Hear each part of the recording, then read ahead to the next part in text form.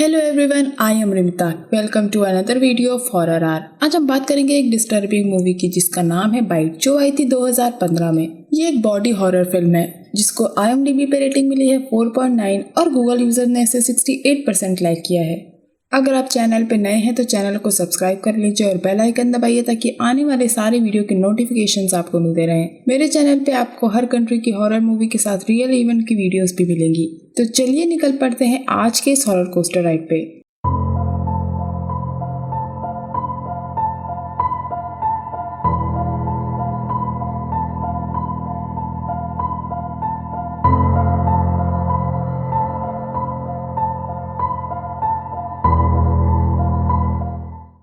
कहानी की शुरुआत होती है तीन फ्रेंड से, जो है केसी, क्रिस्टी और जिल। केसी की शादी जेरेड से होने वाली है, इसलिए अब वो तीन फ्रेंड्स छुट्टियां मनाने के लिए कोस्टा रिका जाते हैं, जहां वो बैचलर पार्टी मना सकें। वहां उनको एक आदमी मिलता है जो उनके साथ घुल मिल जाता है। रात की पार्टी के दौरान क्योंकि केसी ने ज्यादा पी ली थी, इसलिए वो उस आदमी के साथ फिजिकल हो जाती है। सुबह किसी को कुछ भी याद नहीं होता है और वो आदमी कहता है कि पास ही यहाँ एक बुद्धा स्पॉट है, लेकिन ट्रैवलर्स को वहां जाना मना है। लेकिन जिल उसको मनाती है और वो आदमी उन लोगों को एक नक्शा दे देता है जिसके जरिए वो उस झील तक पहुंच जाते हैं। वहां की झील में वो लोग मजे कर ही रहे होते हैं जब केसी को पानी में एक कीड़ा काट लेता है। उसके दोस्तों के पूछने पे वो कहती है कि वो बस एक छोटा सा बाइट मार्क है। वो लोग ट्रिप से वापस आते हैं जहाँ जेरेड केसी का इंतजार कर रहा होता है। वो अपने बचपन की बेबी चेयर दिखाता है। यहाँ हमें पता चलता है कि जेरेड को बेबी चाहिए होता है, लेकिन केसी बहुत परेशान थी। उसके दिमाग में कई चीजें चल रही थी। एक तो उसकी हुक्म चलाने वाली सास, केसी से नफरत करने वाली सास, जेरेड को चीट करना और उसकी एंगेजमेंट रिंग खो जाना।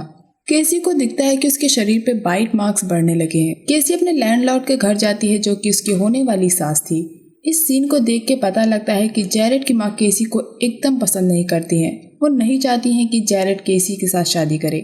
केसी को अब इस शादी को लेकर डाउट होने लगा था कि उसको ये शादी करनी चाहिए या नहीं। केसी लैपटॉप में ट्रिप की वीडियो देख रही होती है जहां उसको याद आता है कि वो नशे की हालत में उस आदमी के साथ फ्लर्ट कर रही थी, लेकिन उसके बाद क्या हुआ उसको कुछ भी याद नहीं। ये लेके वो बहुत परेशान थी। केसी अपनी दोस्त को कॉल करती है और कहती है कि वो ये शादी नहीं कर सकती, जब उसकी दोस्त कहती है कि उसको जेरेड से बात करनी चाहिए। एक रात जेरेड डिनर पे आने वाला होता है जब केसी जेरेड और उसकी माँ के बीच के होने वाली बहस को सुन लेती है, जहाँ जेरेड की माँ कहती है कि मैं भी तुम्हारे पिता के बारे में यही सोचती थी कि वो कभी चीट नहीं करेगा, और यही सेम मिस्टेक वो जेरेड को नहीं करने देना चाहती। लेकिन जेरेड अपनी माँ की एक नहीं सुनता और वहाँ से चला जाता है। जेरेड अब केसी की फ्लैट में आता है। वो लोग खाना खा रहे होते हैं जब जेरेड पूछता है कि तुम्हारी रिंग कहाँ गई, और केसी उसको ये कह के टाल देती है कि रिंग गंदी हो गई थी, इसलिए उसने बाथरूम में धोने के लिए रख दी है।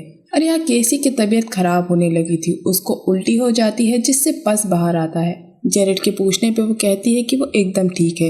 यहाँ हम देखते हैं कि जेरेड और केसी एक दूसरे से डिस्कस कर रहे होते हैं। तब केसी जेरेड से कहती है कि उसकी माँ केसी को बिल्कुल पसंद नहीं करती है, और जेरेड कहता है कि ऐसा नहीं है। और यहाँ दोनों इंटीमेट होते हैं जब जेरेड का हाथ केसी के घाव पे चला जाता है। केसी एकदम घबरा जाती है और बाथरूम में चली जाती है। जेरेड पूछता है कि आखिर ये क्या है। तब केसी जेरेड से कहती है कि वो सिर्फ एक बाइट मार्क है और वो एकदम ठीक है। अब हम देखते हैं कि केसी के फेस पे पस पूरी तरह फैल जाता है। इस बीच जिल उससे मिलने आती है और केसी से सिंपैथी दिखाती है और उसको एक क्रीम देती है और कहती है कि ये क्रीम उसके डर्मेटोलॉजिस्ट ने दी है।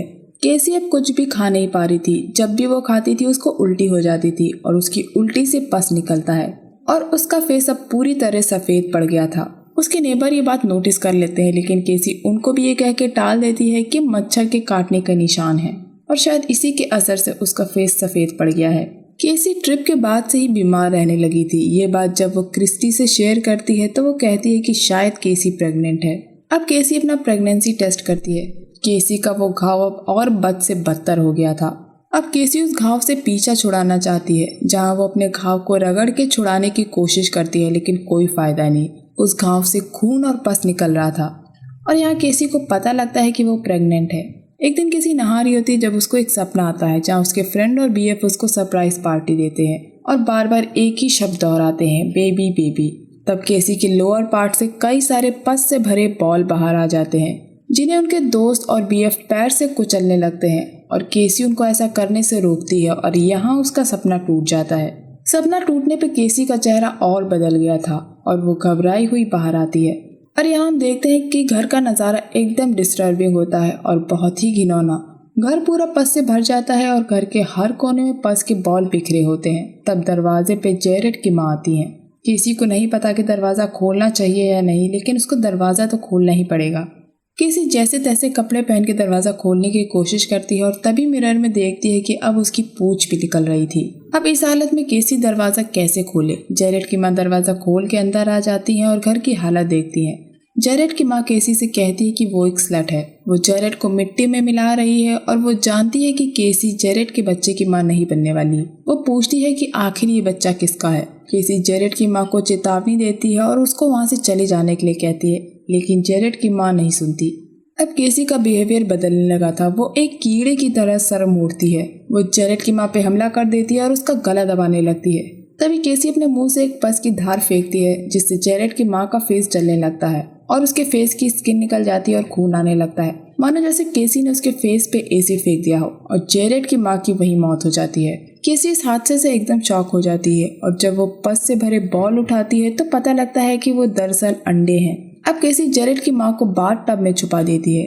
उधर जेरेड परेशान है क्योंकि उसने कई दिन से केसी को नहीं देखा है। वो केसी को कॉल करता है और कोई जवाब नहीं आता, इसीलिए वो उसके घर जाता है, जहाँ केसी कहती है कि वो शादी के लिए तैयार नहीं है और उसको थोड़ा टाइम चाहिए। और केसी देखती है कि अब उसके बाल निकलने लगे थे। वो जेरेड को चले जाने के लिए कहती है। जेरेड के अंदर इस बात का गुस्सा है कि शादी के एक हफ्ते पहले केसी मना कर रही है। केसी के इतने दिन घर से बाहर ना निकलने पे और कॉल का जवाब ना देने पे क्रिस्टी जिल के घर जाती है और पूछती है कि क्या केसी से कुछ बात हुई। क्रिस्टी कहती है कि वो कल केसी के घर गई थी, लेकिन दरवाजा नहीं खुला और घर के अंदर से गंदी स्मेल आ रही थी। लेकिन जिल को इस बात से कोई फर्क नहीं पड़ता और उसको लगता है कि सब कुछ नॉर्मल है। क्रिस्टी जिल पे गुस्सा होती है और कहती है कि अगर उसके लिए कूल है कि हर किसी से रिलेशन बना लो, तो हर किसी के लिए ये कूल नहीं होता। ये बात सुन के जिल दरवाजा बंद कर देती है और यहाँ एक राज हमें पता लगता है कि केसी की रिंग खोई नहीं थी, वो जिल के पास थी। केसी की हालत अब बद से बदतर हो गई है। वो अपने ही नाखून को निकाल के खा रही होती है और घर में चल रहा कीड़ा भी। क्रिस्टी उसके घर आती है और ये सब देख के शॉक हो जाती है। वो केसी को ढूंढती है और केसी के मिलने पे वो उसके गले लगती है और कहती है कि इतने दिन से केसी की खबर ना मिलने पे वो बहुत परेशान थी। वो केसी को डॉक्टर के पास ले जाना चाहती है, लेकिन केसी का चेहरा देख के वो डर के मारे बाथरूम की तरफ भागती है। केसी क्रिस्टी को बाथरूम में जाने से रोकती है क्योंकि बाथरूम में जेरेड की माँ की लाश पड़ी थी।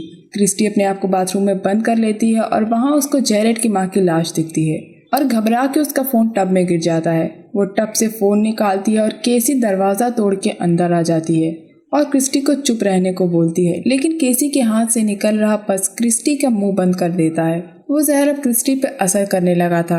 केसी देखती है कि उसका हाथ एक घिनौने कीड़े की टेक्सचर में बदल गया है। केसी के हाथ से निकले पस की वजह से क्रिस्टी की मौत हो जाती है।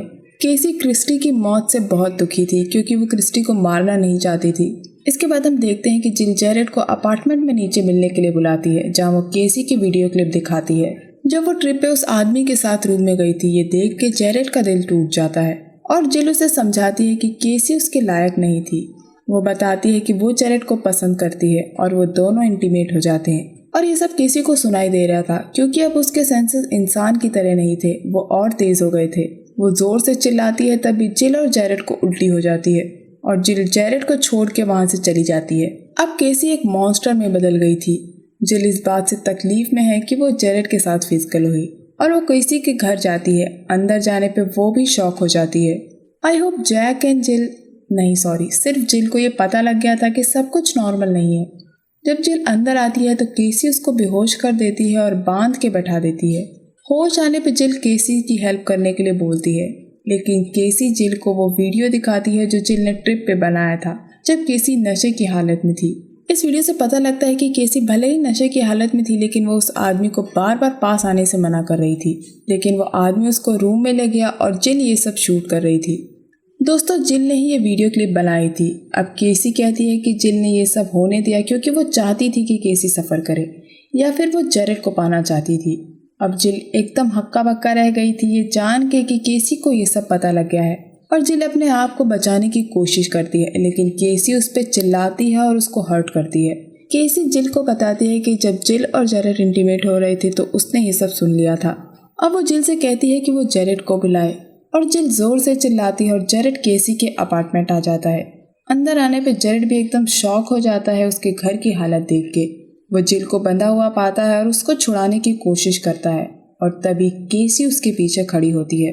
जेरेड केसी को देख के एकदम शॉक हो जाता है क्योंकि वो एक मॉन्स्टर में बदल गई थी और बहुत ही डरावनी लग रही थी। जेरेड केसी से पूछता है कि आखिर तुम्हें क्या हुआ है। तब केसी जेरेड से पूछती है कि क्या मैं अभी भी तुमको सुंदर लगती हूँ, क्या तुम अभी भी मुझसे बच्चे चाहते हो। जेरेड केसी से कहता है कि वो उससे बात करे। तब जिल हेल्प के लिए चिल्लाती है और केसी जोर से इसके मुंह पे तमाचा मार देती है। जिल के मुंह से खून आने लगता है और जैक एंड जिल आई एम सॉरी जिल की वहीं मौत हो जाती है।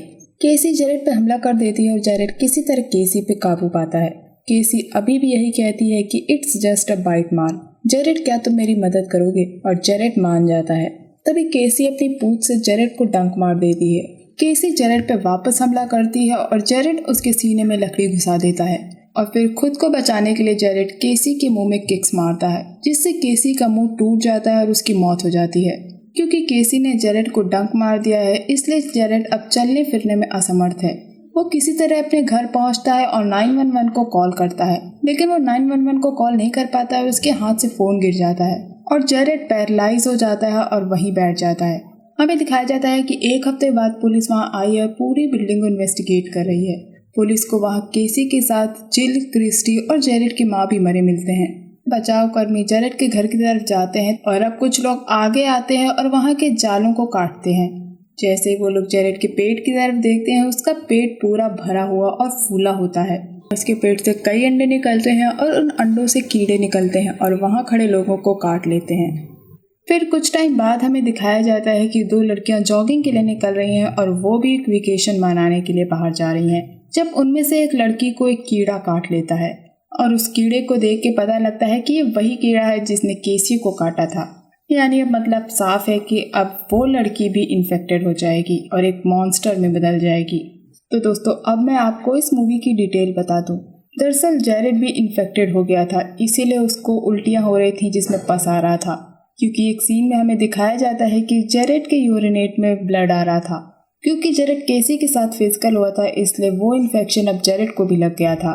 दोस्तों इस मूवी में कौन से कीड़े ने केसी को काटा था ये तो हमें बताया नहीं गया है, लेकिन कोस्टा रिका में ऐसे कई कीड़े पाए जाते हैं। तो दोस्तों आज का ज्ञान जो बार बार देख के मुझे इस मूवी को याद आया वो ये लाइंस हैं। Jack and Jill went in the car to take the revenge after war, twinkle twinkle केसी मॉर्गर टॉर्चर करने का उसका मन। पता नहीं क्यों लेकिन बार बार इस मूवी को देख के मुझे यही याद आया। ये सिर्फ एक छोटा सा मीम है आप सबके साथ शेयर करने के लिए। अगर आपको ऐसे और मीम्स पसंद है और आप आगे की वीडियोस में देखना चाहते हैं तो मुझे नीचे कमेंट सेक्शन में ज़रूर बताइएगा। तो दोस्तों ये था मेरा मूवी एक्सप्लेनेशन मूवी बाइट को लेके। उम्मीद करती हूँ आपको ये मेरा वीडियो पसंद आया होगा।